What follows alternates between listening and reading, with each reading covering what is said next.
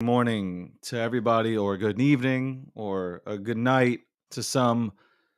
This is the breakdown, episode 88, sponsored by Unstoppable Domains, also sponsored by xSPECTAR, powered by Gokhshtein Media.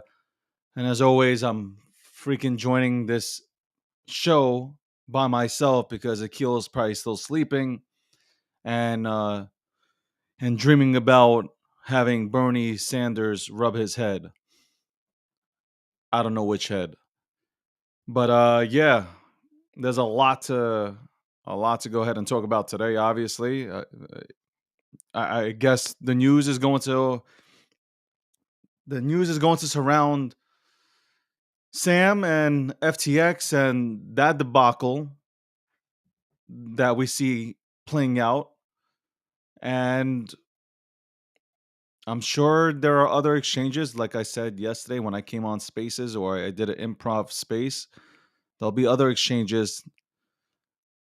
I hope not, but there'll probably be other exchanges that come out and say that we're tapped out, we need help.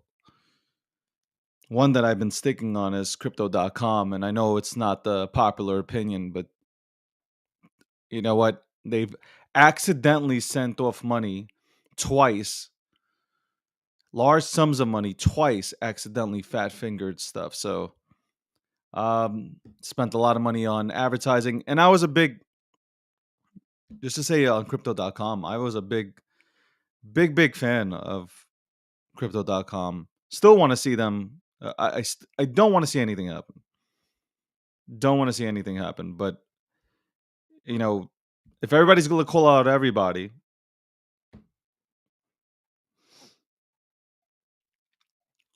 I'm just saying this whole FTX situation. If you get deeper and you dig deeper into it, it is it is crazy. It is absolutely nuts. Like I don't even know how we all missed, the entire industry missed it, like completely missed it.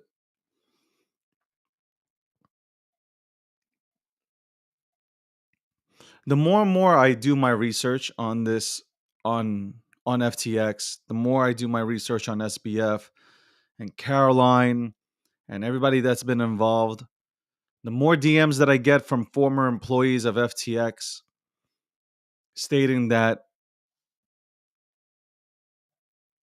you know, SBF or Sam, whatever. I'm not calling him SBF. I'm like, that sounds whack. But the more information that comes in, it's just like, wow.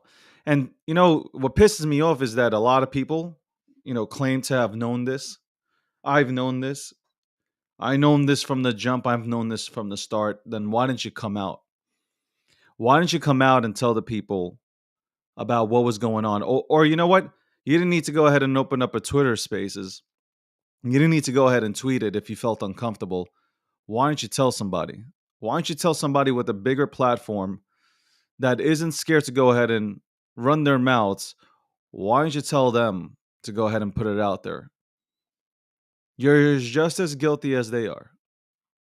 Because if you knew this stuff was going on for the last 8 to 12 months, you should have gone and let somebody know. Should have. I took this poll for FTX, and I literally asked how many people use this goddamn exchange, and 89%, 5,000 people voted, but 89% stated that they have never used it. They've never used it. So if you take that 5,000 vote, times it by whatever numbers you want, it still come back in the 80s. This was a shell company. That's all it was to me personally. That's my personal opinion, and I'm sure that'll become factual as we move forward. But nobody really used it. Nobody. And I know this is repetitive, but I still can't believe Sam or Caroline were able to go ahead and do this. I don't believe it. I just cannot believe that these two individuals were capable of doing. Uh, uh, I mean, doing this shit. I'm sorry. Like, I can't. Like, I still can't wrap my head around it at all. Can't do it.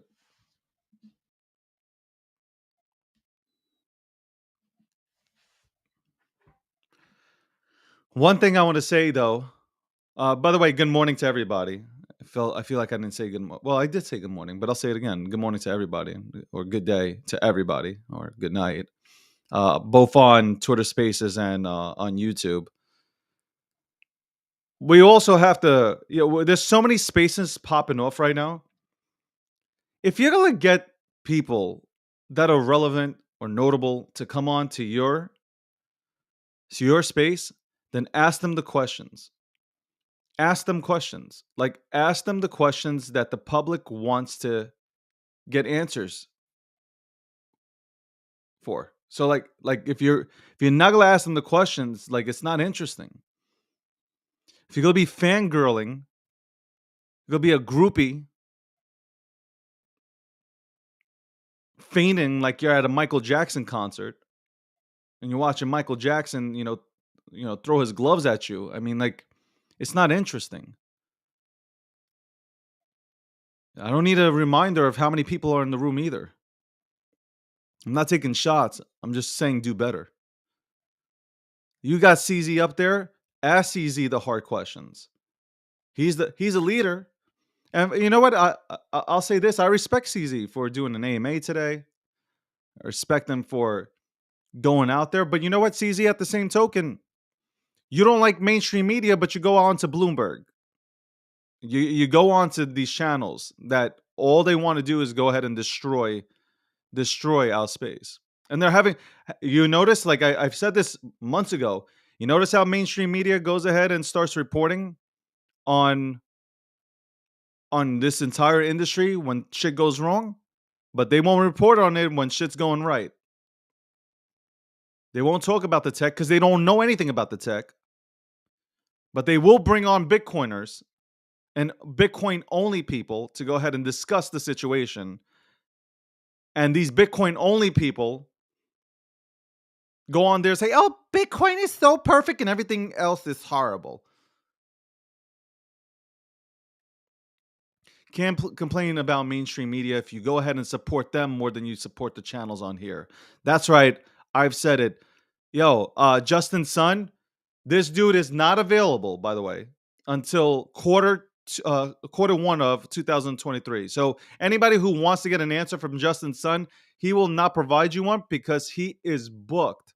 I talked to his PR guy and I talked to Justin Sun. He was available months ago. Now he's not available. All you are is a fucking clout chaser. I told you last night, I said it. Like, if they want to cancel me, if you see that my account's missing, don't care. We're going to talk about how exchanges charge millions of dollars to get projects on. Talk about all that good stuff. Why not? Why shouldn't the people go ahead and know that your favorite project had to pay $2.5 million to get listed? And plus, they went ahead and took 20% of their tokens. Does that even make sense? How are you supposed to build in this space if you have a protocol? How are you supposed to build in this space if you are taking $2.5 million for a listing and the team's tokens? You leave all these teams handcuffed, which is one reason why they fail.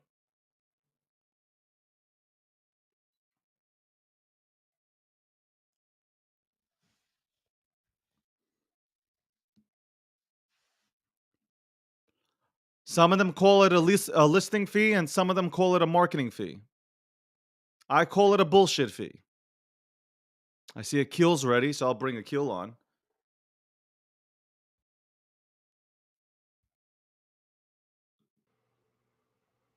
the fuck is this? Who set this shit up like this, man? You did. What's going on, Akil? What's going on, homie? You can hear me, right? I hear you. All right. Let me just go ahead and send this thing out here.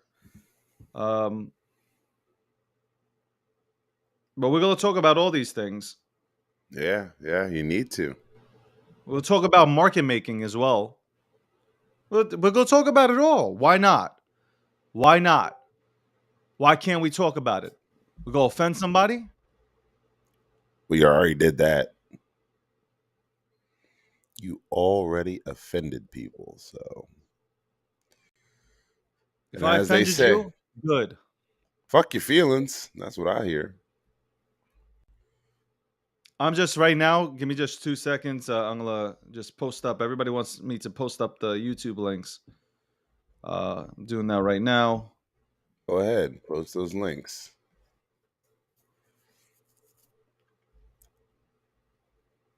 Well, good morning, everyone. And David's office is on fire today, and mine's now under construction.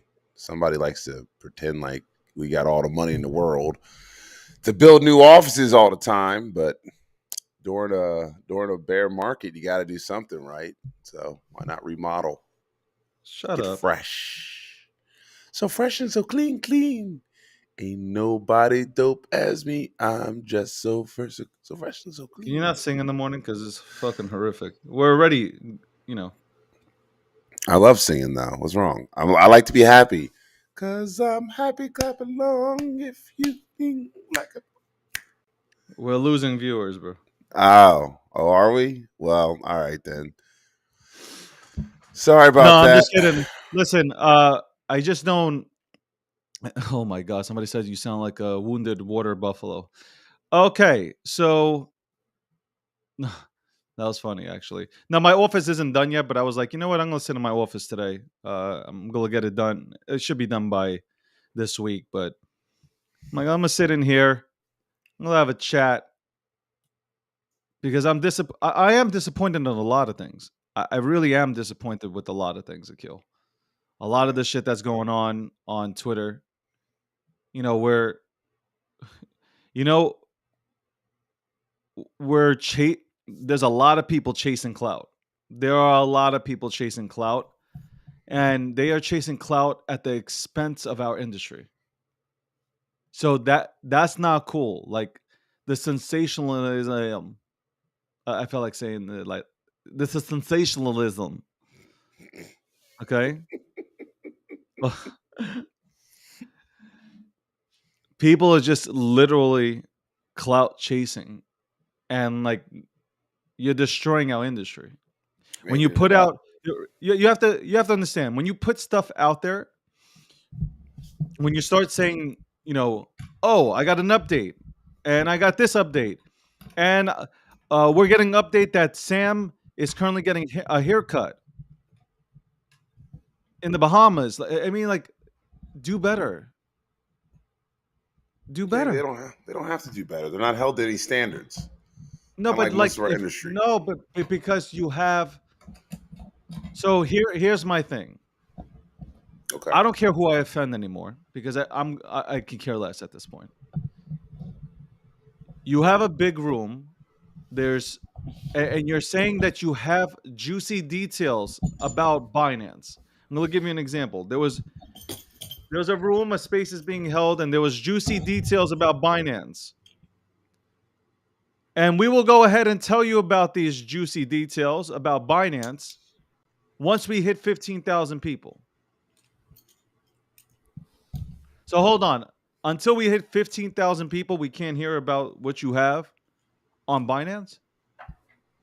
Okay, 15,000 people are hit. 15,000 people are hit. The information on Binance was pure garbage. It was fluff. Nothing but fluff. Serious. I'm not sure. Listen. So if I went ahead and made the title of this room Binance documents found on Binance. Do you know that there would be like 15,000 people here? But that's wrong. Well, they're all clout chasers, David. We know this. But that's destroying. It is at the same time we've already been hit by this FTX scandal. Is doing all that stuff is destroying this industry. When you have Brad Garlinghouse on your goddamn space and you allow people to attack him, not to ask questions, but to attack him,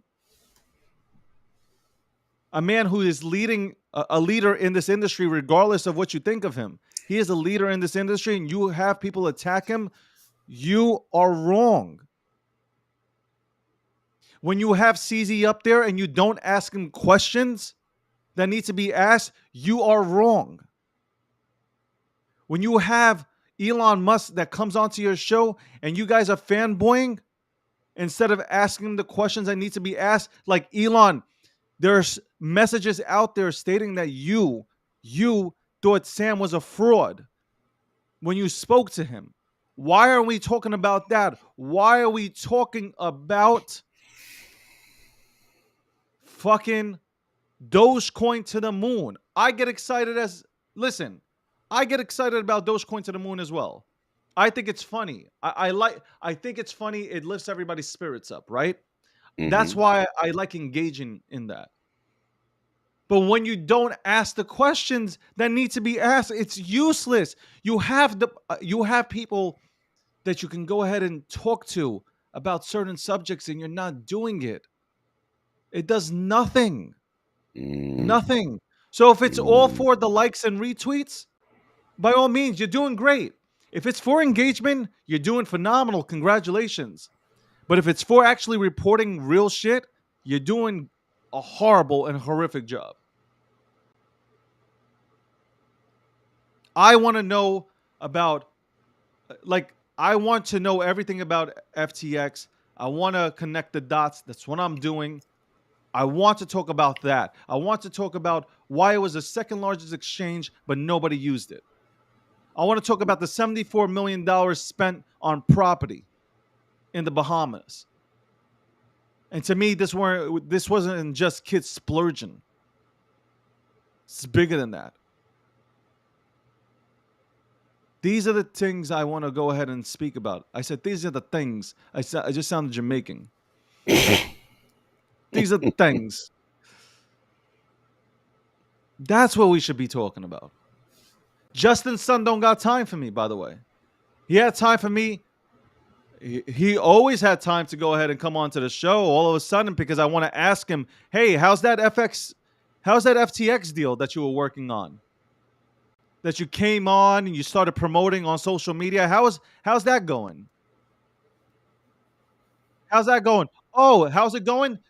That allowed you to be relevant again, to go on to Bloomberg, to go on to Yahoo and all these shows, which you weren't getting onto anymore. Now you're on them because you went ahead and put your mouth out there talking about, I am going to go ahead and save FTX. I got a plan. Mm-hmm. Stay relevant, my friend, right? I was listening to an international guru, and he said Justin's son is a Ponzi scheme. He only craves attention, and he only wants media attention when things are going wrong, so he can act like he's an industry leader, and then he disappears for another couple months. So there you go. He is a Ponzi scheme. Not saying he's running Ponzi schemes. He is a Ponzi scheme himself. FTX. Akil, it's been fun. As long as they let me ride this out, it's been fun, bro. I just gotta say, because it seems like everybody keeps telling me, David, shut your mouth. Everybody, yo, I'm telling you, people that like me, which is crazy. People like me actually. Didn't know that actually exists. People actually like me, but they said like, David, don't talk about anything. Keep your mouth shut. Don't say anything. Now, let me ask you a question, Akil. Do you keep your mouth shut? Who, me? No, no, I'm saying, should I keep my mouth shut, or should I Fuck no. walk No. on eggshells, No. or just say say what No. I feel? No. Yeah. Say what you feel. Why would you even ask me that question? I don't care. I want to ask hard questions. Yeah. Once again, David, it goes back to what we've always said. It's the people who are the nefarious actors who are always saying, "Oh, I'm grinding, I'm putting in the hard work." No, you're not putting in the hard work. Number one, hey, half of those people up on some of these major rooms talking about this stuff, talking about US policy, they don't live in the US. They don't have a vote. Nobody gives a fuck what you think. That's actually funny. I'm going to talk about U.S. policy, but I live in Dubai. David, I'm not oh, well, I'm just trying. They just like British accents, I guess. I don't fucking know.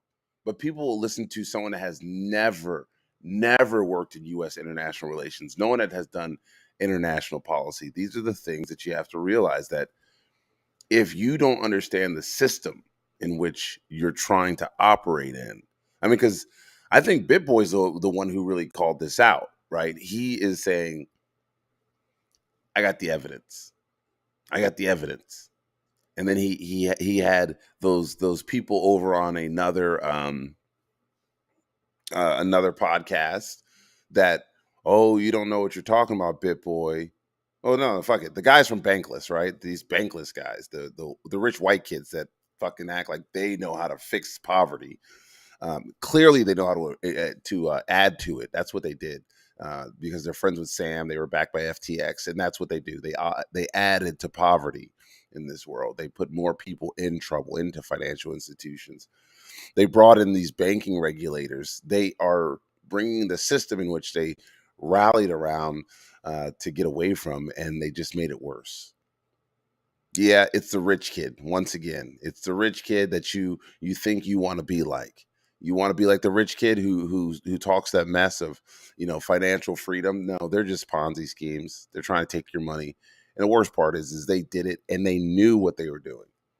They looked you in the eye. They lied to you. They tried to get you to hate on somebody else. It's disgusting. It's disgusting. So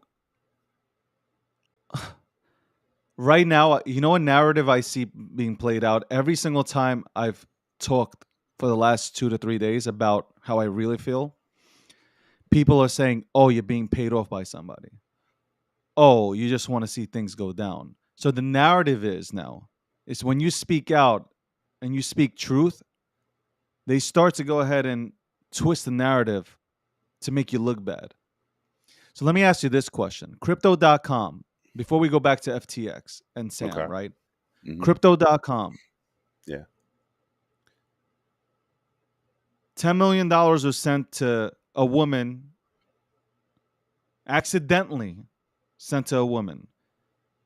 She received it, and then they went after her to try to get all the money back. And apparently they got most of the money back. I wouldn't have gave her shit. I wouldn't have gave him nothing. 350 $350 million was transferred to Gate.io. $350 million from Crypto.com was transferred to Gate.io. $280 million was sent back. This was all accidental. And then they claimed that there was some sort of fees involved, that they didn't get all of it. Gas fees aren't that much. Yeah, if you sent it on the BNB change, it would have been like $50. Either way. And also, nobody's talking about Crypto.com and essentially them sending money off to FTX a year ago.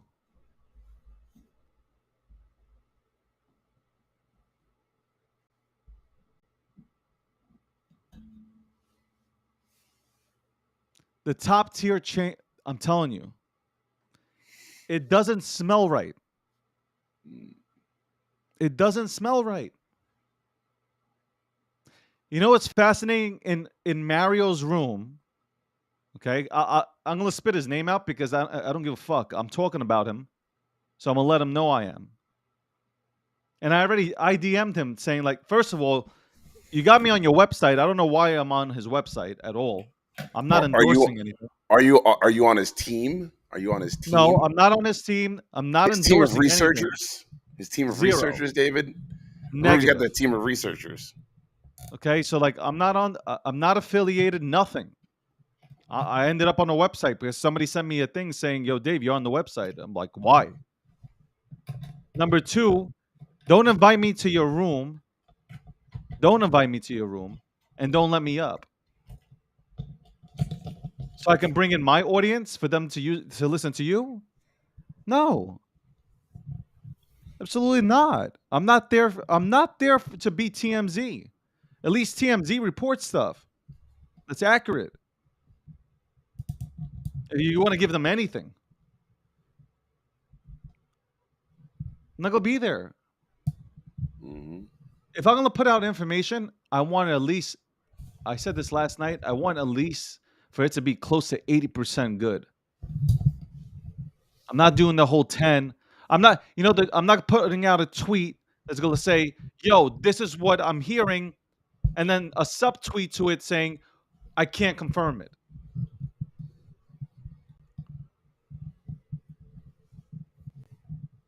Crypto.com, though, what I was going to say is, being in Mario's room, Crypto.com, you can't get them on the phone right now, but they so desperately wanted to go ahead and be on stage when Elon Musk appeared on there. They were ready. They were ready to talk. They were ready to talk.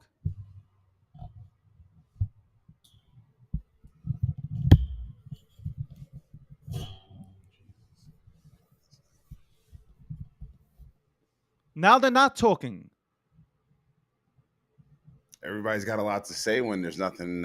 When they can control the narrative, when they get to get softball questions, and they make somebody once again an industry flag bearer that hasn't that they really doesn't that's not really involved in the industry full time. I think that's something else that I don't like. But um, everyone needs to control the narrative, David, and that's good. That's good media, right? Control your narrative, control the PR. You get to make the decisions on how your company is run. But if you're looking to be like, oh, here's an opportunity to then go capitalize on people's fear and insecurities, right? So now you capitalize on their fear and insecurities. You create an illusion that you're the good guy, but you don't get to answer any questions. Like, you only answer your questions because you know that everyone that's going to be up on these stages are fanboys or girls or whatever. Um, they're not going to want to ask you questions. They just want to hear Elon, like, oh, Elon's in the room. Okay. Then what? Then what? Nothing. What's There's nothing next? said. I'm telling you, there's nothing said. There's nothing said. And like I maybe this is cool. Maybe this is cool for people that don't give a shit about this industry. It's not cool for me, man. I've been in this industry for way too long. Like this is not fun. I'm telling you guys right now, I am not having fun. I am definitely not having fun. You know why? Because I have DMs coming in and I'm talking to regular normies that have literally made the jump into this space and they are suffering. I'm not having fun. I am definitely not having fun listening to people get into my DMs and tell me how they're suffering. This is not fun. It's not. It's taxing because I make it to where I answer everybody's DMs. Like somebody sends me a DM, I'm answering.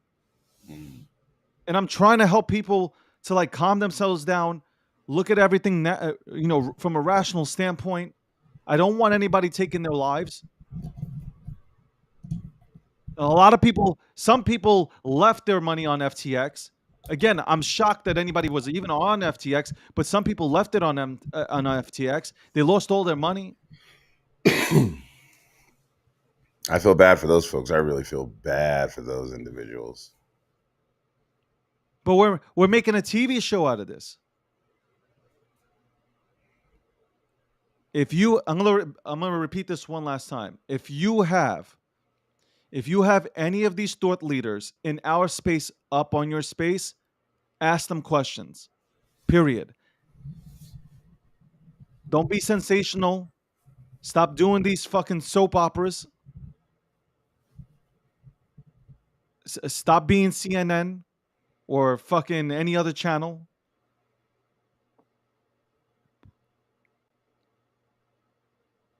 The people deserve better. If it's not from me, let it be from somebody else. I don't really care. Honestly, Akil, this has nothing to do with me. I don't care about, Akil, you know me, man. I don't care about likes, retweets, and all that shit. I don't care about it. I don't care. Just report it as it is, man. That's it, man. That's all I'm saying. What are you reporting on? I mean, half of the stuff. Look, I've read half the stuff that people have been reporting on, and most of the stuff is incomplete. It's inconsistent. And when there's any amount of pushback, they say, well, it was vetted by our team. I don't know who the fuck your team is. Don't say it was vetted by my team. And all I know is that one person has been saying these things. No offense. It's like when people are like, well, a lot of people are saying. A lot of who are saying? I don't see these fucking DMs. Tell me who's saying these things. Well, we want to give up our sources. Well, then what the fuck do I believe you for? They're credible. You're not credible yet to me. Like, this is one of the reasons why we have to say there's a difference between conspiracy theorists and people who are actually putting together like logical thought process. We're not getting logical thought. What we're getting is hyperbole, which is basically someone using like a one or two instances to prove an entire situation. We're getting a lot of people who are 1 foot in and 1 foot out the door. Like a lot of people who are investors, but then you look through their information and they're like traditional investors, or they were part of the ape community, or you know what I mean, the AMC communities.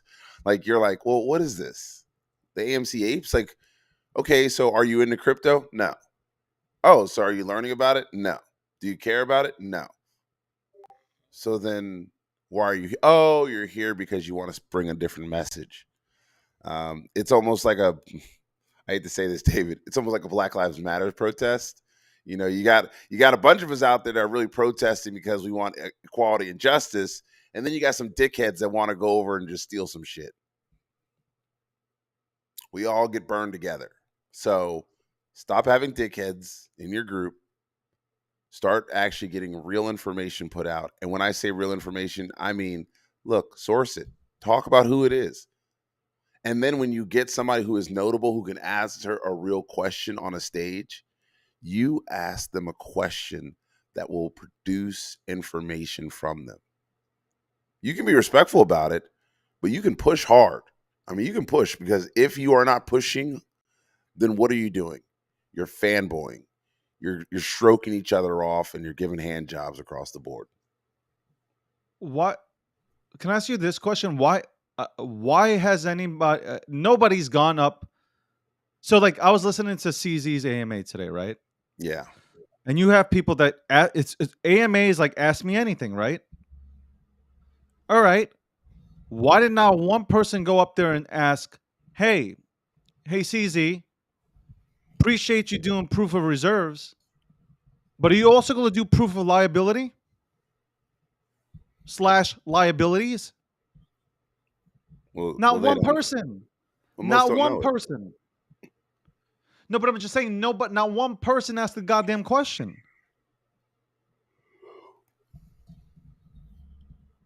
The liabilities. Like, why not? Why not ask that question? What, are you scared?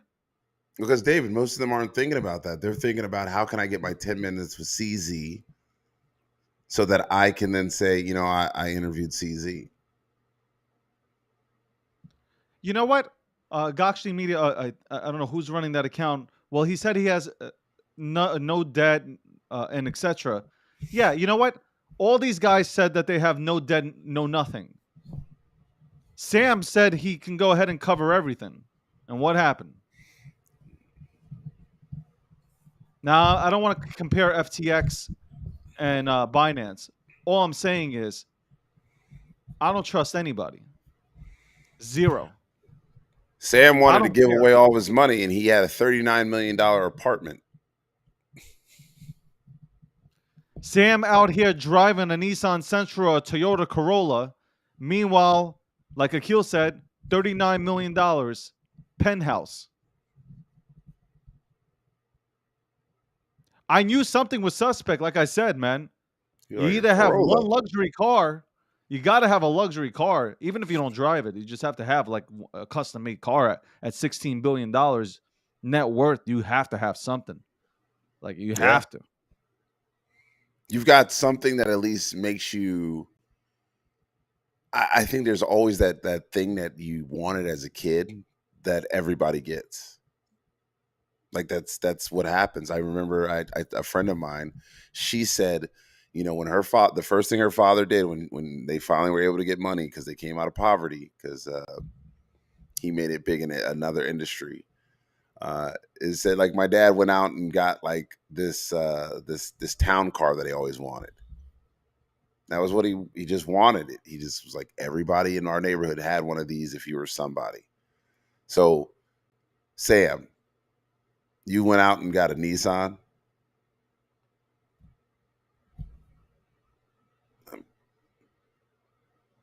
That's pretty Look, I bad. got a DM. I got a D. Are you not listening to me? I got a DM that says, "Are you paid by CZ?" No. Did you not just hear me go into CZ? Did you not hear me? Did you not hear me a few days ago talk about CZ? The business move was great, but the effects on the crypto industry itself were horrible. Did you not hear me say that? Are you not listening? Are you being selective? Are you not? I am fighting for you guys. Are you guys not understanding this, man? I am fighting for this community, man. I'm not. I don't need this, man. I really, really, I'm honestly getting. I don't need it. This shit, man. You guys can go listen to other people. I can disconnect. I don't need this shit. Fuck, I'm about to sound like BitBoy, but I am fighting. I've been fighting for this community. I'm the one who came out with a publication for free with no paywall to go ahead and give people the fucking materials to go ahead and get themselves onboarded into this goddamn space because nobody's answering you. Your favorite influencer won't reply to you, but you'll like and retweet his shit or her shit. I'm out here giving you free material, taking on that cost. Facts. I'm fighting. I'm fighting for adoption. Have you ever been out there talking to people about cryptocurrency to get them to go ahead and switch from fiat to crypto so they can eliminate the middleman? No, you haven't. Oh, you're talking to shit talker on there. I was like, yo, motherfucker, I know you ain't talking to me.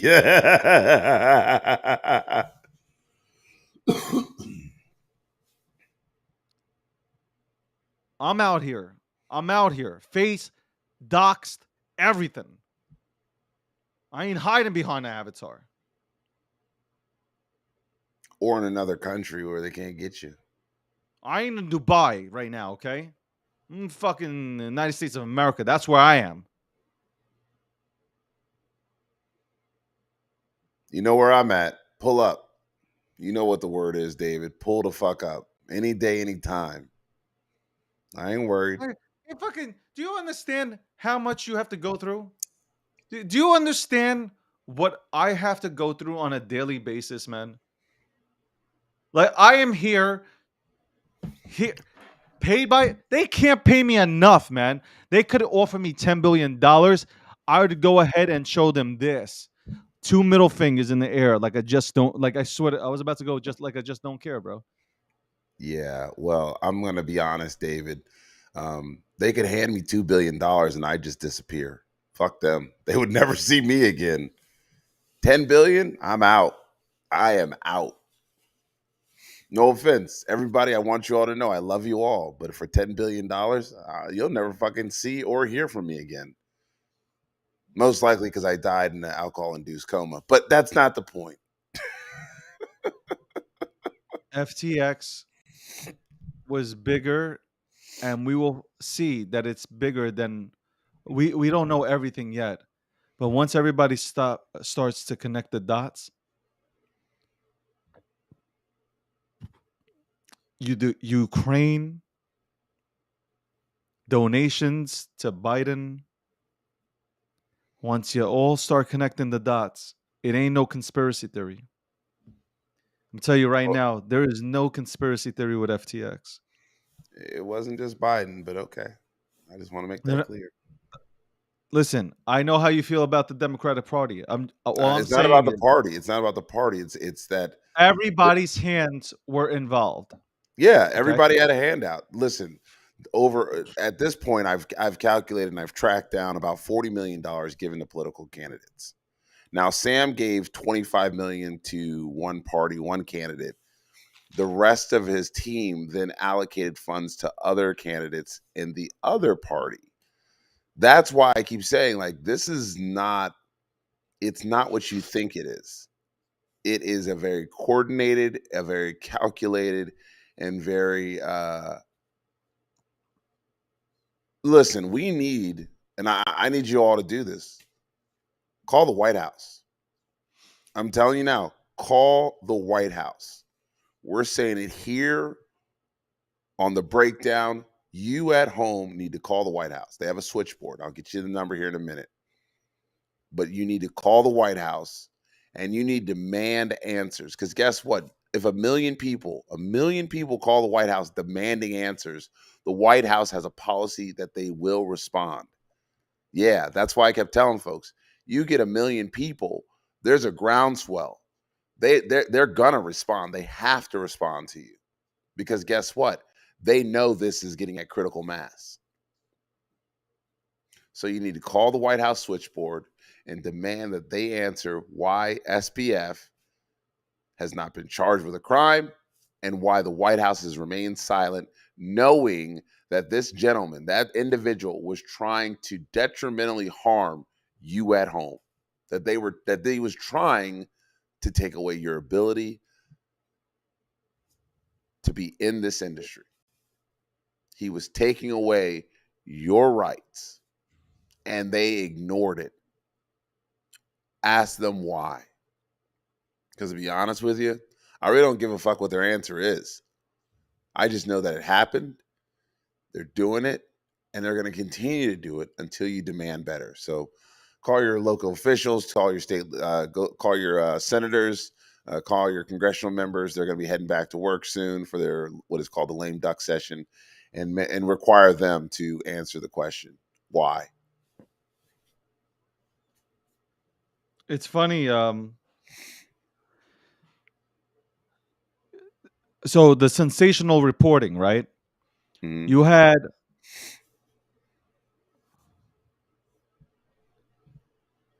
I'm gonna answer this kid's question right now in the chat, but you had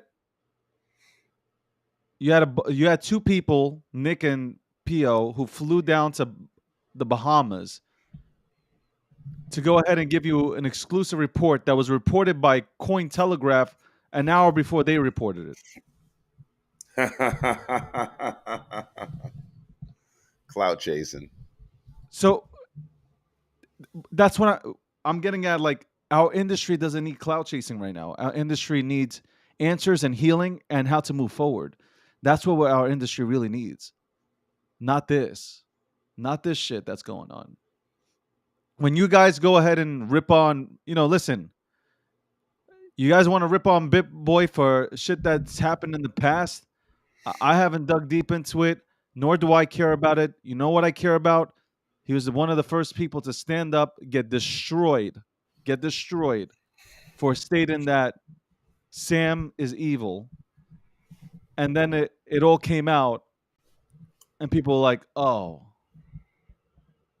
I guess he was right. But Yeah. during that time, people were throwing everything, mugshots of Bit Boy, Everything they could find on BitBoy, they were throwing out there to go ahead and make him look like the big guy, the bad guy. He was the bad guy, right? BitBoy was the bad guy Until he wasn't. until he wasn't. Yeah. You're the bad guy until you're not the bad guy. Hey, folks, I've here it already is. I've already started to notice that I am becoming the villain. In the past 2 to 3 days, I became the villain. Justin's son doesn't want to talk to me. Not like I give a fuck, but now Justin's son doesn't want to talk to me because I want to ask him questions and he doesn't want to answer them because he'd rather go to a different room where they'll go ahead and give him the softball questions that all of them are used to. That ain't happening no more. Mm. Zero. All right, It folks, is here it is. it's Oh, sorry. 10:36 a.m. on the east. It's 7:36 a.m. on the west. You are tuned in to the breakdown, episode 88. We're going to talk about SBF. We're going to talk about FTX. We're going to talk about crypto.com exchanges right now. Why are they charging millions of dollars for projects to get on there, to get onto their platforms? Why are they dumping tokens onto their customers? Why do you need a market maker? Ooh. Uh-oh. Uh-oh. Uh-oh. Uh-oh. Ooh. That's yo, they're like, yo, silence him. Silence him. We'll talk about why all these people were so connected in FTX. Oh, we can talk Have you about even that. looked up have you looked up their profiles? Bro, bro, bro. Come on now. You are let me give the people the number first. All right. Listen, folks, you can call the White House. There's a switchboard. You can call them. All right. Here it is. The number right now. You're hearing it from us because everyone else doesn't give you action steps. They want you to fucking sit in their rooms and talk about whatever they feel like you talking about, blah, blah, blah. Listen to us speak. Nah, I'm going to give you some action items because you know what? I know how to fucking organize. I know how to win. I've been doing it in big corporations for years. So here it is. Call the White House. Tell the switchboard. Tell them you want answers why the White House is not answering the question around SBF and FTX debacle. The phone number is 202 465 1111. Again, that's 202 465 1111. To call the switchboard, you call 202 456 1414. And again, that's 202 456 1414, or you can dial 202 456 1111. Call the White House. Let them know you want answers. Start putting the pressure on them right now, folks, because the more you put pressure on these people, the more they're going to have to answer. They are definitely scared of you. Don't ask me about how to do this. I'm telling you now, you got to take the steps. You want to know why people get shit done, how there are protesters all over this country that have made things happen. It's because they've taken direct action, and when they leave, they don't just say, "All right, we're going to win this thing," and then they walk away. No, they say, "Hey, here's your actionable step. Make the call the White House, tell them you want answers. 202 456 1111. If you can't get that, you're slower than I thought. 202 456 1111 or 202 456 1414. Do me Call a the White favor. House. Do me a favor. Send Jason A. Williams a link. Do it. We'll have Jason A. Williams come on from Morgan Creek Digital Assets. We'll have Jason A. Williams come on to the show right now to discuss all this shit. Because you know what? This show will forever be real talk. This is we ain't gonna go ahead and Jason comes on. He already knows, and I had the privilege of being on the same platform multiple times on Fox Business News with Jason A. Williams, and we ain't gonna fuck around in here. I'm telling you, like anybody. And somebody DM me and said, "Yo, Dave, man, I want you to get people on here and ask them and grill them for the real, for the real answers." These son of a bitches don't want to come on. They don't want to come on because they know I'm not going to go ahead and throw them free. Like here you go. Here's the softball question. Love for you Hey, to answer it. I would send Jason a thing at Going Parabolic, but Jason at Going Parabolic, right? Yeah, Yeah, going parabolic. He's not following me, so I can't send it to him. Oh, sorry, you're not important. Give me 1 second. Yeah, I'm sorry. I'm kidding. Oh my god. That's your friend. Huh, interesting. Hmm. All right, we'll talk about that when he gets here. I'm not important. This is why all you people suck. Y'all, none of y'all want to follow me. I'm just kidding.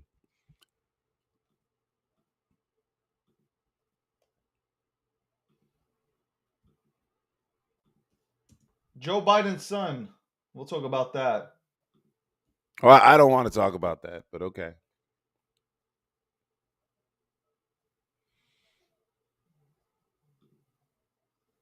Yeah, he's not following me, so I can't DM him.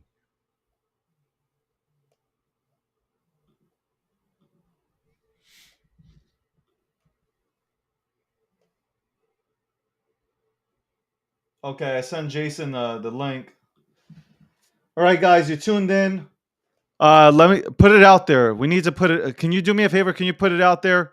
The Gokhshtein Media team. Can you put out that Jason A. Williams will be appearing right now Yeah, and then at we're gonna. 10:45 a.m. Jason A. Williams will be coming on to the breakdown episode 88 to discuss everything that's happened.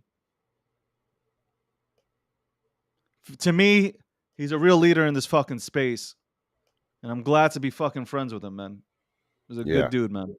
He's a good fucking So, dude.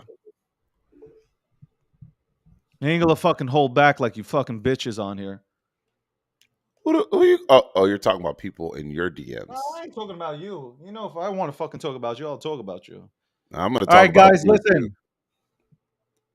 All right, it's 10:42 a.m. East Coast, 7:42 on the West. Nobody cares about the West. It's the breakdown, episode 88, sponsored by Unstoppable Domains, xSPECTAR, Gokhshtein Media powering this. All right, cool. Here's my boy, man, that keeps it fucking real. Jason A. Williams, Mr. Going Parabolic.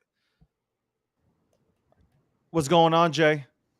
Hey guys, what's up? I was just swinging through. I don't even know what we're talking about today, but I just want to check on you, take everyone's pulse, make sure, make sure everyone's doing all right. We're all gonna make it. I think we are. It's just that right now, we have people that are clout chasing within the space, reporting on. I don't know what the fuck they're reporting on. I just Sam is getting a haircut right now.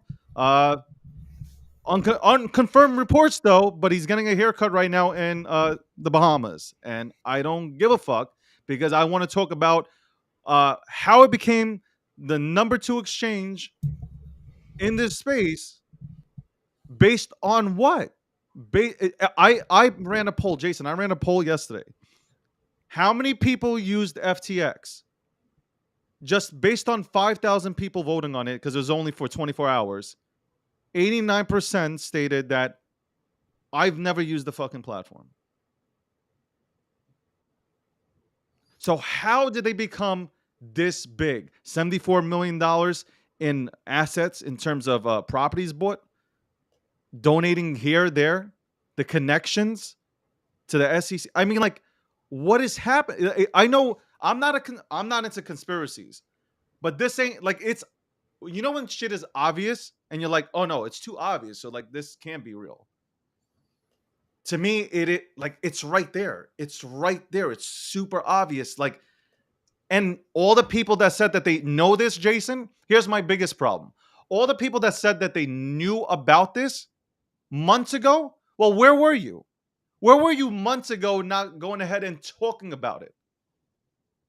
That's my problem, Jason. Since we want to grow this space because it's an extremely exciting new industry, well, why weren't you getting up and screaming from rooftops telling people there is something wrong.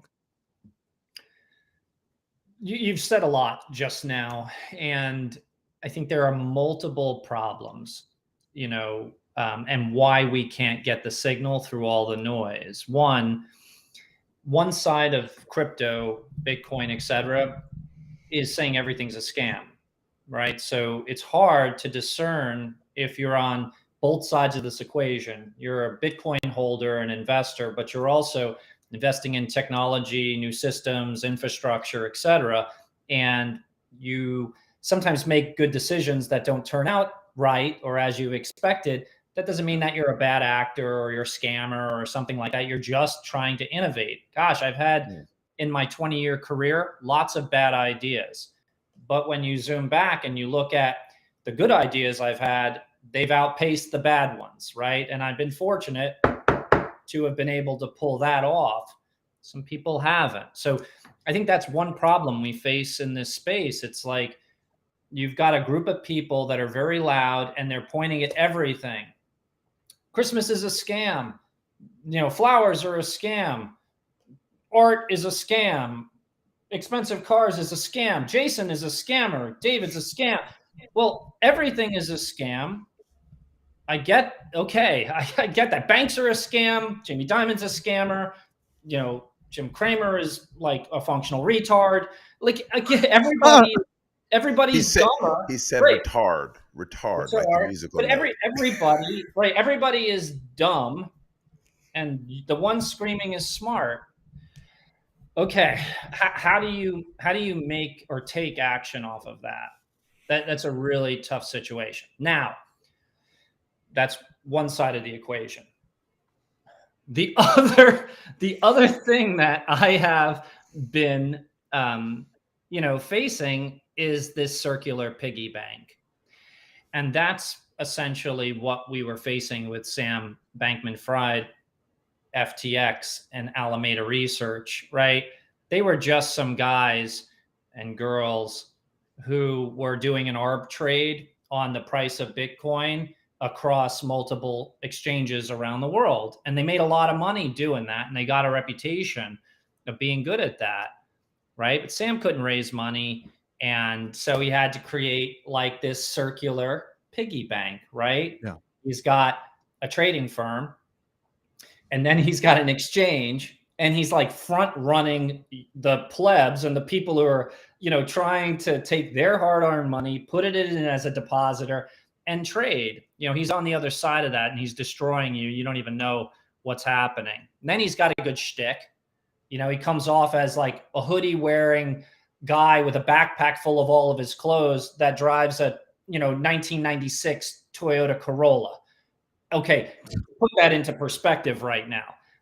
People love that story. He's all in, right? Yeah. So he gets on the phone with Raval. He gets on the phone with Chamath. He gets on the phone with Sequoia. He gets on the phone with Warburg Pincus. And they all see this, intellectually gifted order of a word salad. Yeah. And they want to ape in and invest in this thing. Like, get my money in. Yeah. Okay. But he's very smart. He goes out and he buys a bunch of deposits and puts them into his circular piggy bank, and he uses them the way he wants. In my opinion, I don't know anything. I'm probably a functional weetard or whatever, as well. So you can listen to me. I'm just trying to get it right more than I get it wrong. Yeah. Yeah. Jason, I just got to ask you, so, let's take it back to the timeline, though, is you brought up a great point. Yeah, he's not a fundraising guy, right? He's not a capital fundraising guy, yet he spent 1 month it was 1 month between the time that he got back from overseas, worked at a philanthropic organization, and then was given $25 million. 1 month after he gets back, he gets a job at some philanthropic organization in Oakland, California, and then a month later he's got $25 million in the bank. Does that even sound possible with his personality? Highly. Does that even sound functionally? Highly. Yeah, it's highly possible because It's not what you know, it's who you know. Right? So Mm. so think about it. Sam's mom is a big time super PAC Democrat, right? Sam's dad's an MIT professor. So He they've went to got the MIT. right, but they got the kind of like they got the fraternities on both sides, right? Then they've got the story. I want to give away all my wealth, so that sounds good, and I want to put it through the Democratic Party or whatever. I'm, my job is to make money regardless of who's in office. And so it's a great story. MIT connections to the SEC, Gensler, whatever. And off they go. So it's really just like you go to the market with that, and people just start to fund this because of all of the relationships. It's really sad, and they just exploit that, man. Mm. Yeah, I think it's just because looking at it, like, look, I'm not saying I'm stupid, but I've never been given $25 million just to go out there and do whatever the fuck I wanted with it after coming back and working for it. Have you ever looked and say, hey, I don't really know what I'm doing, give me $25 million? I mean, most people would be like, yeah, no. Like, you have no history, you have no track record, but you're going to go out there and you're going to, it's mathematics. He But probably it put a good doesn't case for that. happen. It doesn't happen unless two things. One, you've made a lot of money for people doing something else, or two, you've got connections to a lot of people who are capital allocators. This is Elizabeth Holmes 2.0. Yeah. I was on that investment. I was sent by a major insurance payer who I was doing business with. They said, Jason, go take a look at Theranos. And I said, yeah, let me go look at it. This is amazing. They've got a magic machine that does 2,000 blood tests with a finger stick blood drop. Yeah. I said, this is amazing. And Blue Cross Blue Shield knows that I understand, gas chromatography, and, I had a reference lab. I'm practicing in medicine. Some of you don't know that, but that's where I came out of. And off I go. They wouldn't show me the machine. Elizabeth wouldn't show me the machine, wouldn't let me into the building. And I came back and said, we have to pass on this investment, simply because it doesn't make any sense. If this thing was real, they would have shown it to me. Look at who invested in that. And look at how the money came. It's like massive brains, massive contributors to society are backing her on the board, and the money is just flowing in. She had no experience. Stanford dropout. Yeah. So she had a Secretary of State quick. backing her. I want to ask this question. So I spoke to so many VCs that went into FTX in the last few days. You saw Kevin O'Leary go on to CNBC. You saw Novogratz. They were all shocked, couldn't believe it. They gave this guy so much money based on what? Bro, how can you be shocked? Did you not do your research? No, again, it's a herd mentality that happens in the VC world, right? They are trying to align themselves with what they think is the new thing, right? And Scaramucci, for example, he was struggling potentially in kind of getting some traction on this crypto Bitcoin thesis. First, he was in Bitcoin, then he diversified into altcoins, and it didn't work out quite right. Again, I'm not on his team, don't know anything. But it appeared that Sam was his solution, right? These guys understand this shitcoin casino. Let me partner with him. I sell 30% of my business to FTX. Alameda or FTX. I'm not sure which one made the purchase, but now I've got more credibility, right? Sam, he's got more credibility out in the space and can raise more money on that. I'm sure Mike Novogratz was doing the same thing simply because he was participating in this world of trading, altcoins.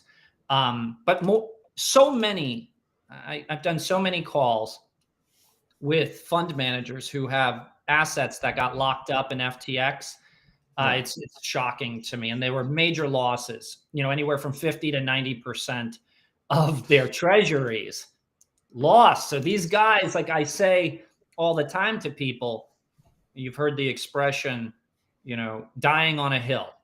So you choose to fight, and we're going to take this hill. We're going to die on this hill. We're going to expend resources, time, and humans running up this hill because it's an important hill.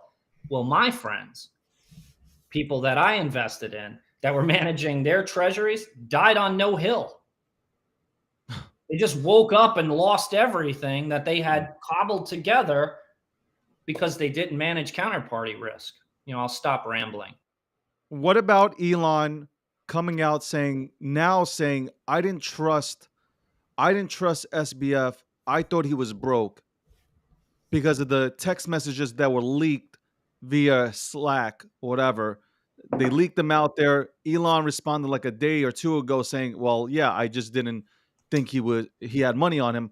Why not ring the bell on him then? Because we had another, I forgot his name. There's another guy who went on CNBC, said the same thing. I talked to him, and after I talked to him, I just thought he was broke. No, Chamath Palihapitiya went he took a lap. He said, we did a call with FTX, Sam, etc. And in follow up to that call, we asked him to set up a proper board, create dual stock, and a number of other things. And the FTX Alameda people came back and told him to go fuck himself. That's the quote. Okay. Yeah. So that's one thing. Elon Musk, if you can imagine, has a lot of responsibility. So he's not going to sit down and do months of due diligence on taking $3 billion from Sam Bankman-Fried. What happened was he's looking for signal. He's got 3 or 4 guys that are trying to set up a call with Sam. And he's like, look, I don't want to even do the call if we're going to be talking about putting Twitter on blockchain. Yeah. Right. He's like, this is too much. I don't want to have an argument about that. And they're like, no. Sam just loves you. He wants to put 10 billion, 5 billion, 3 billion into the Twitter deal. One dude backed out of that call, and it sent a signal to Elon. He's like, why did, I think the guy's first name or last name? Orlando. Oh, yeah. Orlando. Some dude, right. He backed out of the call, and Elon's like, wait, why did this guy back out of the call? Yeah. Why'd he say no? And that's a red flag, right? And it was enough. It was enough for Elon to go, nah, I need to talk to why this guy backed out of the call before I do a call with Sam. That happens, And it may have avoided a big problem for Elon, because why was Sam trying to make an investment? Guys, think about this. Why was Sam trying to get an investment in Twitter? Why? He wanted Tesla's or SpaceX's Bitcoin on his exchange so he can do his Ponzi-nomics. Most people don't talk about that. That's the dude's angle. That's what he was trying to do. He needs to refresh the depositors' assets in his exchange so he can do his business. Again, I don't know anything. I don't know anything. But Jason, they don't right hold there. any Bitcoin. They don't hold any Bitcoin. No, but that's what I'm saying. Jason Bitcoin. just makes the point. Like, that's the only reason why he wanted Twitter. Elon Musk is not going to put it on a blockchain. He has those aspirations to go ahead and put it on a blockchain. So here you go. Jason just told you why he was trying to go after Twitter. And he's going to give $2 billion, guys. He's going to give $3 billion of your money and get how much Bitcoin and from Tesla and SpaceX, etc., and more validation. He's spinning a flywheel of people not doing due diligence and giving him money. Slowly. So you have CZ, who is now either loved or hated. There's no middle ground now with him. He's loved by the fanboys, but now the people that actually liked him at some point have turned on him because they feel like, well, you just blew up the entire market. I keep saying this. I see this as what CZ did was, from one angle, obviously it was personal, because it got personal between him and SBF because there was shots thrown at each other. There was a dick measuring contest for months. And CZ, once he got, whiff of what was happening within FTX. I'm sure somebody told him, like, some shit's going on. Forget just the CoinDesk report, but somebody told him something's going on. So CZ is like, all right, I'm taking my shit out. I'm cashing out on my FTT. I'm not having another Luna situation happen to me again. Now that automatically, what happens? As soon as that happens, everybody's freaking out, right? Oh my God, CZ's doing this. That's crazy. From a business perspective, I respect it. From a business standpoint, I respect what CZ did because he wants to go ahead and dominate this entire industry when it comes to the exchange. From another side, I guess from an industry standpoint, it did hurt because FTX going down, I personally believe, just gives more ammunitions to people that have no clue about the space, that can care less about technology, that just want to go ahead and have full control of this industry. What are your thoughts there, Jay? When you seen this happening, like fucking, we all seen it real time happening as people. I also think before you go here, CZ, I don't think CZ knew the magnitude. Even when he saw the books, I think he should have kept that private. Like, okay, Sam, call me, cool, let's do this in private. And I know you're gonna have a different take on that too, but I don't think he knew the magnitude of what was going on in FTX when he went ahead and threw out his dick on the floor. All right, bro. Like, I have a totally different take. So this Okay. is cool. All right. So have you ever heard the statement, like, your greatest strength is also your greatest weakness? Yes. Yeah. Okay. CZ understands intimately how he would be taken down, and that's BNB, right? His stable token. It's BNB. So to tell me he doesn't understand when he looks at FTT and he gets like elementary school math, like on the back end, and he sees, okay, this is the exploit. If I dump FTT, I kill FTX. Yeah. He understands it because he lives it every day. He lives it every day. So he knew that he was tired of Sam's bullshit. Again, I don't know anything. He was tired of Sam's bullshit. Sam was running around regulation, doing his thing in Washington. And it was probably contrary to what CZ wants for Binance. It probably, some of that regulation could hurt him. And it was just time for him to make his move. And his move was dump FTT. FTT was a material, piece of the financial structure of Alameda and FTX. And that probably was a kill shot. Again, CZ understands it because he lives it. This is how, like, I'm super strong, BNB, but I'm also super weak, BNB. So he took out FTX. Does that make sense to you? It makes sense. But yeah. Do you think he understood the magnitude? Of course. Again, he understands it better than anyone because I'm talking about this ripple effect, though. Like, what the ripple effect would have. Do you think he didn't? I understand. Oh, I get you. All the contagion. I understand that he knew, but did he know like it was going to be this massive of a hit? Look, I oftentimes play out things like this. When the butterfly effect, when you throw the pebble, like what would happen? I think he's smart. I don't think he's just doing things like emotionally. So again, he was working collaboratively with FTX. He was an investor. Like, I think things degraded over a long period of time. And so that's just my outside opinion, that he understands the game. He is the JP Morgan of crypto.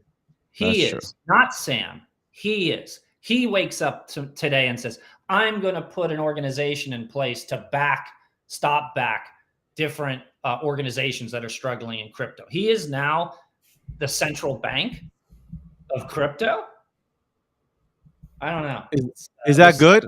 Is that a good thing? Probably not. Probably not. What do you think what do you think the ripple effects of this are going to be, though, going forward now? Because we don't even know how many people are hurt. No, this is what I'm saying to you, that again, the greatest strength of some of these centralized exchanges in their eyes are their Chuck E. Cheese token that they printed, right? Yeah. It's the strength of their balance sheet. And They made it up. Like they just printed a token. So I don't know how they can survive.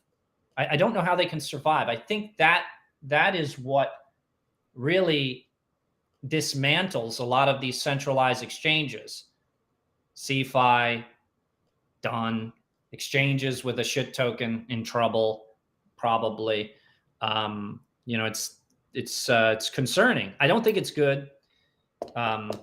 You know, Bitcoin is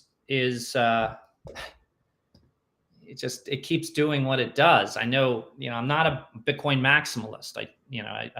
I'm looking for the good money thesis here. And that's why I was so compelled to write the book on it, and why I'm still, you know, I believe in Bitcoin. It doesn't solve every problem. You know, Bitcoin doesn't fix everything. I think it's a very interesting thesis. You know, the most interesting thing about cryptocurrency, everything other than Bitcoin, is all the theoretical stuff, because everything that's been done doesn't work. Think about what I just said. Hey, Jason, before you get out of here, I do want to say, you said that CZ could be the JP Morgan of crypto. But there's an old story that of the 1900 election, where the JP Morgans and the Rockefellers and the Vanderbilts got together and they tried to get a candidate through. If CZ's the JP Morgan, is that what occurred here? Is that what could have potentially occurred here? Was they were just trying, hey, look, guys, we got together, we wanted to get a candidate through, and then it backfired on them and they ended up with Teddy Roosevelt? Man, it's so much bigger than just a candidate in the US. Like, it's so much bigger than that. Like, when I say he's the JP Morgan of crypto, or was trying to be, or CZ is trying to be now, it's bigger, man. This is like, you know, read The Invisible Billionaire. It's about a guy, Daniel Ludwig, that most people don't even know about. He was the richest man in the world that nobody knew about. You know, he was alive in the 80s. He may have passed away, but this is a guy living in New York that, you know, is like an amazing shipping titan that nobody knows about. You think about shipping, you think about Greeks, you think, you know, somewhere else, but it's a great book. And you just start to think like, American presidents, super powerful, no doubt about it. The central bankers, super powerful.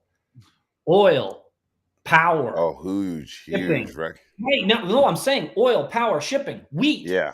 You know, like food, grain. Like expand.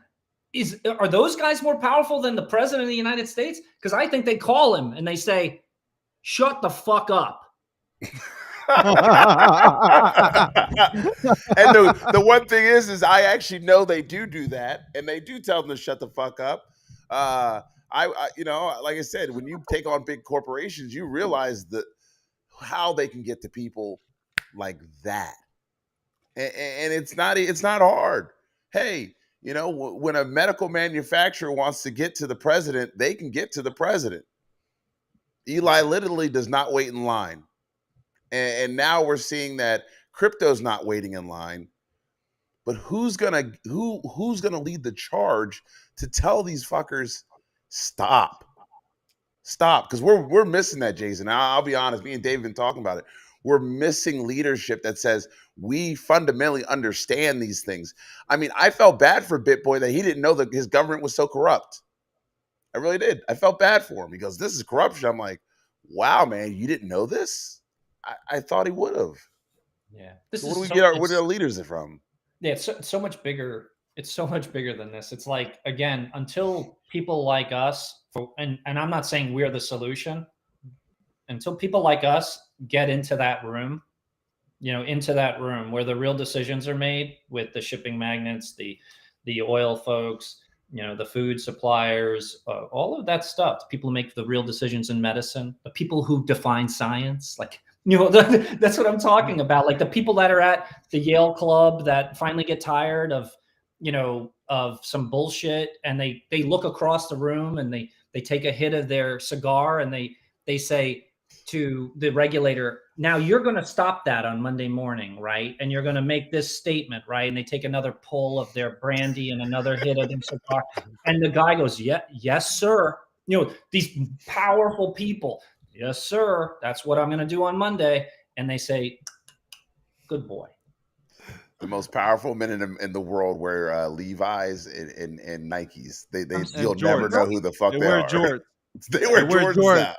No, it's Shout out to Eric. Eric, don't worry, man. Eric Norris, I got you. The jorts. Uh, Jason, you said something about. So you did say something about Sam wanted to getting into Twitter to go ahead and potentially holding the assets of Tesla, SpaceX, whatever, their Bitcoin. $500 million was invested by CZ and Binance into Twitter as well. Do you think CZ has that on his mind? It's Clout. There's a lot of upside to that investment. There's a lot of alignment upside. Again, it's about, when you get to put money into Twitter, you get to tell people you're an investor in Twitter, you get access to the cap table of Twitter, and it allows for an expansion of relationships. Again, Elon Musk has survived as a businessman because of the relationships he has at the White House and in regards to all of the funding that came out of the DOD, the DOE, et cetera. And there's a political entrenchment that is very important to Elon Musk, and I'm sure CZ can benefit from it. Mm-hmm. You know what, Jason? I can't say this enough. We agree. We agree. I know that they've all benefited from it. Elon Musk to the tune of what it was like $460 million. It was free money. Yeah. And now it's like, you know what? Does he bite the hand that feeds him, or is this all a game being played out in front of our eyes? It's funny That's that a what I really socialist know. actually agrees with anything that we're saying today. Well, But we because appreciate you, Gil. I'm not even a socialist. Being that you're a socialist and you love Bernie Sanders, we appreciate you. Thanks a lot for agreeing. I'm Jason, a leftist socially. Fuck you. by the way, I just want to let everybody know, the book that I put up constantly, you can go ahead and Jason, you know what? I didn't even ask you to go ahead and tell everybody who you are, but if you be so kind enough. Look, it's not important. Let them know. It is important. Let them know what kind of book. You got that fucking book, man. Now, look, I at one time I practiced medicine and I managed money for some people that are really important to me and at Morgan Creek. Again, we don't always get it right. As capital allocators, we have tremendous responsibility. I feel heartbroken for anyone that had assets trapped in Celsius, not an investor in BlockFi. Hopefully it gets unlocked. I don't know what's going to happen in the end. FTX, not an investor. But I never want people to lose money. I never want to lose money. I never want to lead people off of a cliff. I take responsibility when I get it wrong. And as capital allocators, we have a lot of power. We put money behind ideas. And again, sometimes the ideas don't work. I feel terrible about it. But, that's it. I appreciate, check out the book. I'm not here to shill anything, but he's not chilling. He's being humble, Jason, as always. But he honestly, all bullshit aside, guys, and you guys know I'm super transparent with you guys. Jason does not come on asking to have this shilled or anything like that. But if you do want to go ahead and understand Bitcoin, this is a good book to go ahead and cop. Seriously, all bullshit aside, cop this. It really gives you a good understanding. I read it. Jason is a humble guy. He is. For all the shit posting that he does on there, and for all the shit posting that Eric Norris tries to do, which doesn't on really his work behalf. out well. Oof, yeah, Eric and those fat I love women Eric. pictures. Eric came on here naked with me, so like me and him are just like, I mean, it's different. But Eric also Eric and the fat women though. The fat women, Eric. We gotta help him out about that. What? Wait, no, what? Yeah, you didn't know. Eric has his.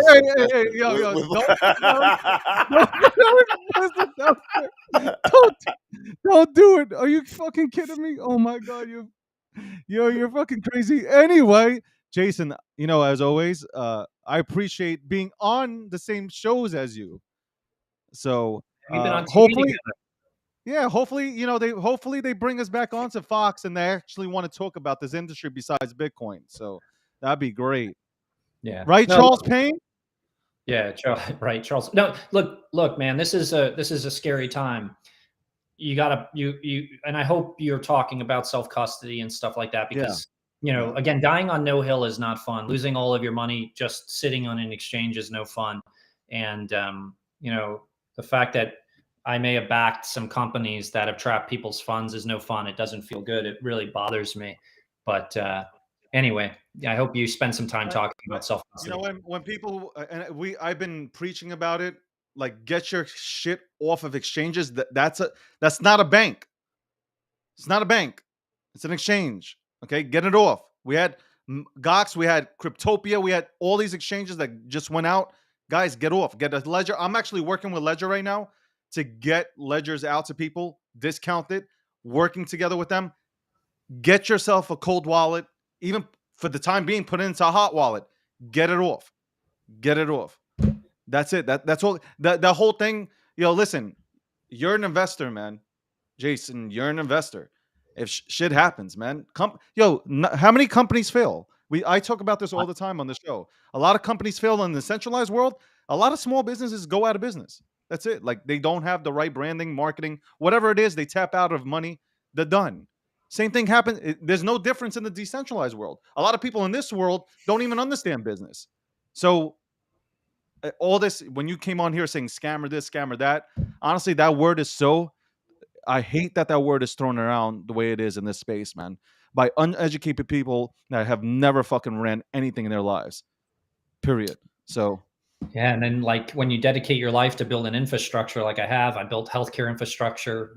As a college when I came out of Yale, I built the second largest urgent care and primary care practice, privately held in the whole country.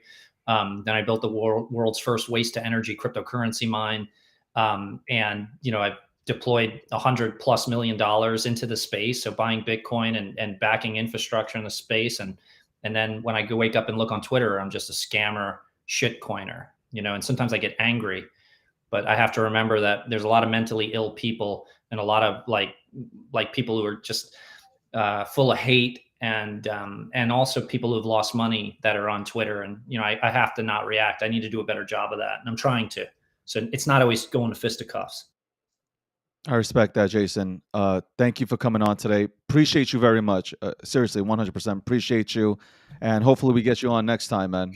I know you're a busy guy, but hopefully we get you on next time. Now, you guys are cool. Thanks for the impromptu video chat here. Talk to you guys soon. Jason. Appreciate Have it. a good Cheers, one, my friend. Peace. I love Jason, man. I love my dude Jason. He's from New York, man. So I gotta love anybody from the East Coast. It's the best coast, the East Coast. It is 11:18 a.m. on the East, 8:18 on the West. This is the breakdown, episode 88. You know how it goes. People want to come on here. They want to chat. We got some of the biggest names that come on here and chat. We're gonna bring on though my boy Daniel. You guys know Daniel. Y'all all speak in this chat together. I was gonna end the show, but I said, no. He was here waiting patiently. So we'll bring him on and get his thoughts on. Like 50, I've been patiently waiting for this track to explode on. Yeah. What up, y'all? What's going on, man? Shit, man, I can't call it. It's a Monday. You know how it is. I wake up at 4 a.m. local time. I'm a couple hours back towards the west. And so I wake up at 4 a.m. Get up, get my yoga, get my workout in, get ready for my global business. I work for Lenovo, so I'm always online with usually a call in Europe starts at 6 a.m. local time. But man, always love the show. And I have a couple of quick questions. Let's just say that a bank run, right, were to happen at any financial institution, crypto exchange as a SEX, or just a regularly large bank financial institution. If all of the investors or those who have a savings account, checking account in between, if they were looking to pull out all of their money at once, would there be any financial institution that could survive? Or would we see the exact same thing that we saw in the 1920s where they started closing down banks and just, people jumping out of the windows and those things? You wouldn't see it.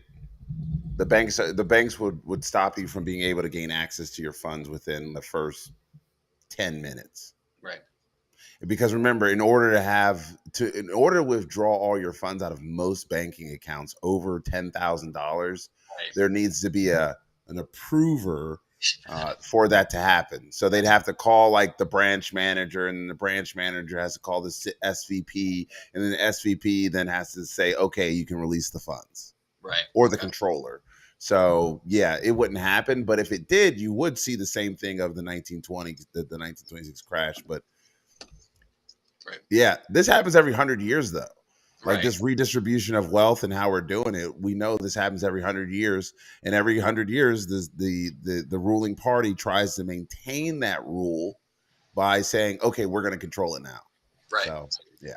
So I guess then, if this, like you said, it happens every 100 years. It happens in every industry, right? Speculation and over leveraging. There's going to be, the market gets saturated with too many projects, too many centralized exchanges, so on and so forth. But I think that the difference here is that where that money was being used for, right? Especially when we're talking about how the lack of individual actors in this space using FTX, and still yet it had $10 billion to commingle and collude and send over to Alameda. So I guess it's just I'm trying to figure out where that 10 billion came from and was sitting on their exchange to be able to be moved. That's just a lot of money for them to move that way. 10 billion is a lot of money. So I'm just trying to figure out where it came from. It's 3Com Monty. Okay. Like this was the ultimate setup, and this is bigger than what Bernie Madoff ever did. Yeah. This is bigger. Yeah. I don't think we haven't Daniel. We haven't realized it because we're still living in it. That's the problem. We're still reacting to everything that's being thrown our way. So like nobody's taking the time to sit back and say, okay, Right. connect the dots. Connect the dots. No, we don't have time. Right. That's what I'm saying. That's why I was bitching about Mario and his fucking rooms. It's not that I hate him. I have no hate towards anybody. Right. What I'm saying is there's so much shit coming out that's deflecting from the real topic.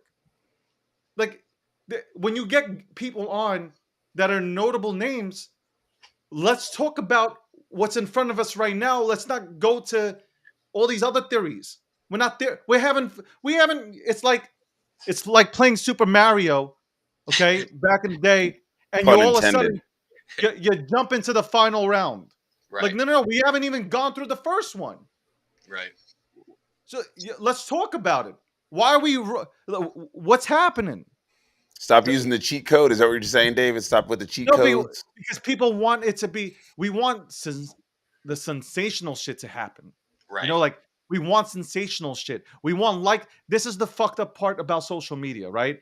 As soon as somebody tastes blood, and what I mean by blood is as soon as somebody tastes a little bit of fame within this niche space, retweets, yeah, that likes and retweets, and people are coming in.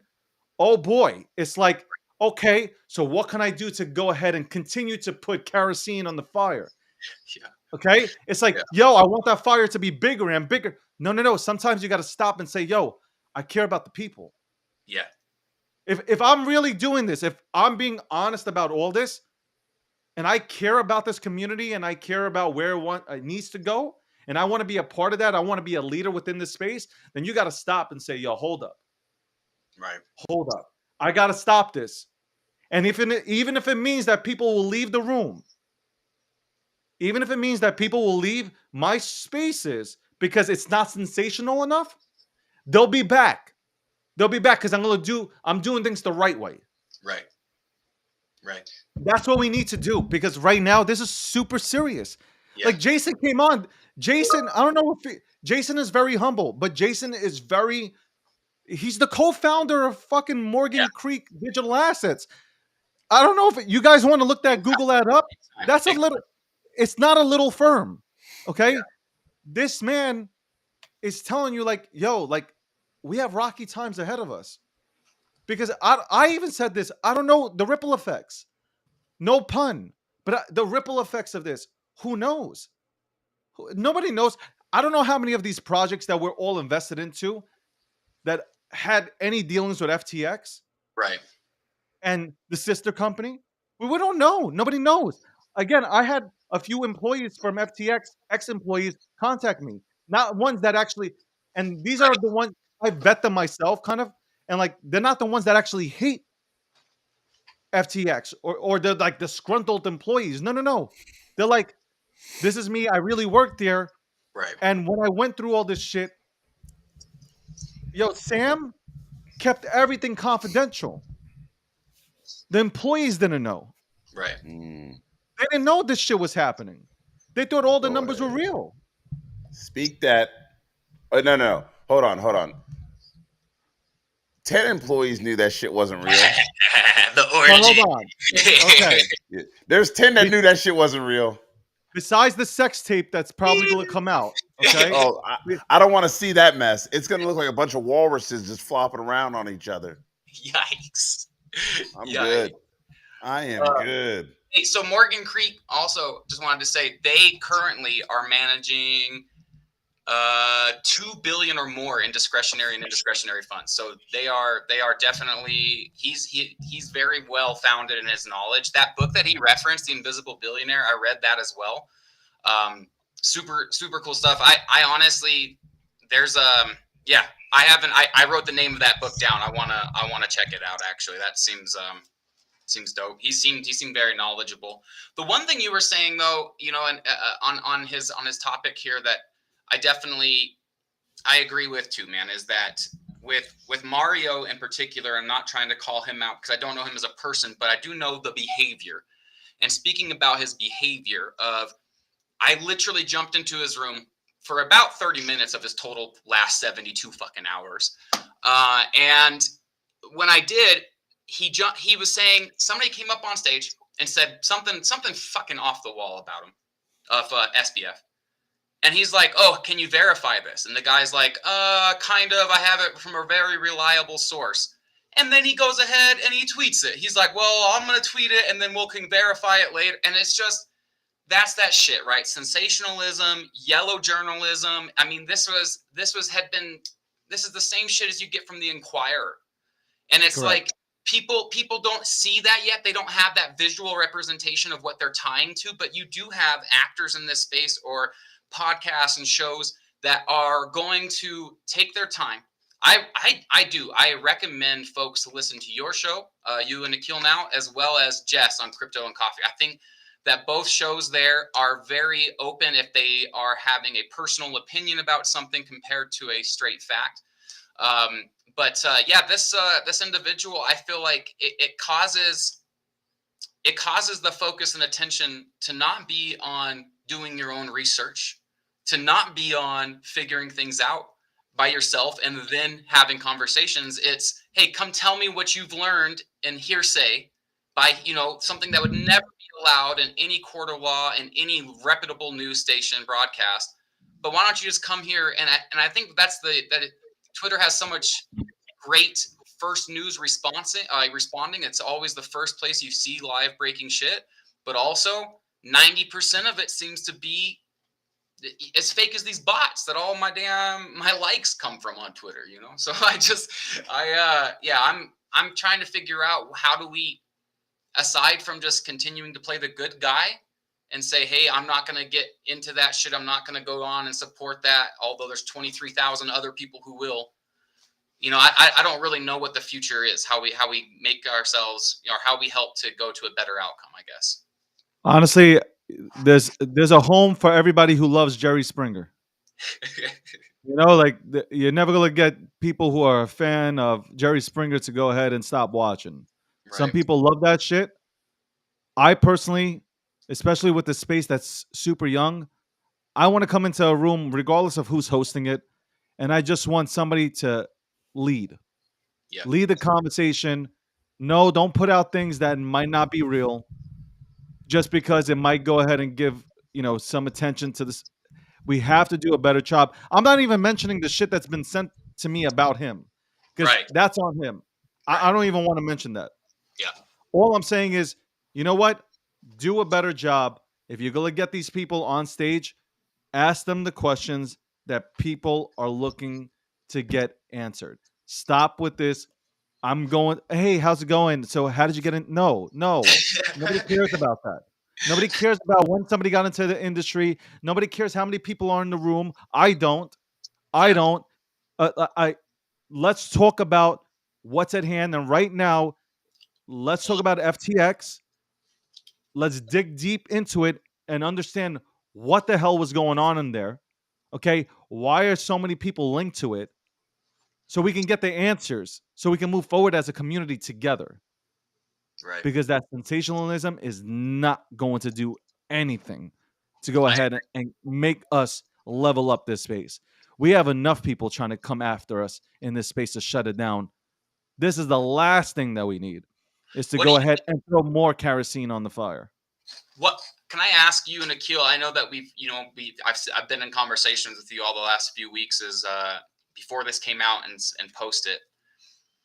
Can I ask then, why do you think, I guess, and this does not have to be factually based, this can be opinions, okay? Because I know that there's not going to be a complete draw here, but why do you think FTX was being utilized the way it was?